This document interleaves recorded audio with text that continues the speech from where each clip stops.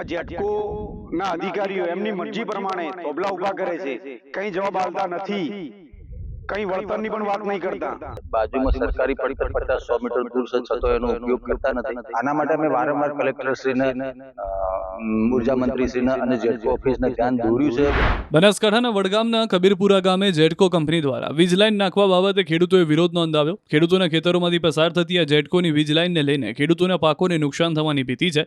સર્વે કર્યા વગર જ લાઇન નાખવાનું શરૂ કરતા ખેડૂતોને ઝટકો લાગ્યો છે.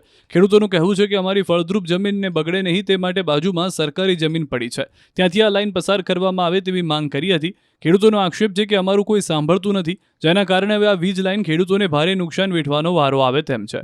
જ્યારે કબીરપુરા ગામે ખેડૂતો એકઠા થયા હતા અને વીજ કંપની સામે વિરોધ નોંધાવ્યો હતો અને આવી જ વીજ લાઇનને અન્ય જગ્યાએ ખસેડવામાં આવે તેવી માંગણી કરી હતી. બીજી તરફ જેટકો કંપનીના સ્થળ પરના અધિકારીઓનો દાવો છે કે કિસાન સૂર્યોદય યોજનાનું કામ ચાલી રહ્યું છે. ખેડૂતોને દિવસે વીજળી મળી રહે તે માટે લાઇનનું કામ ચાલી રહ્યું છે. ખેડૂતોની જે વાત છે તે ઉચ્ચ કક્ષાએ રજૂઆત થશે અને ત્યાંથી જે નિર્ણય આવશે એ પ્રમાણે કામ કરવામાં આવશે. QR કોડ સ્કેન કરો અને ડાઉનલોડ કરો ન્યૂઝ 18 એપ. મેળવો ગુજરાત અને દેશ દુનિયાની પળે પળની અપડેટ્સ.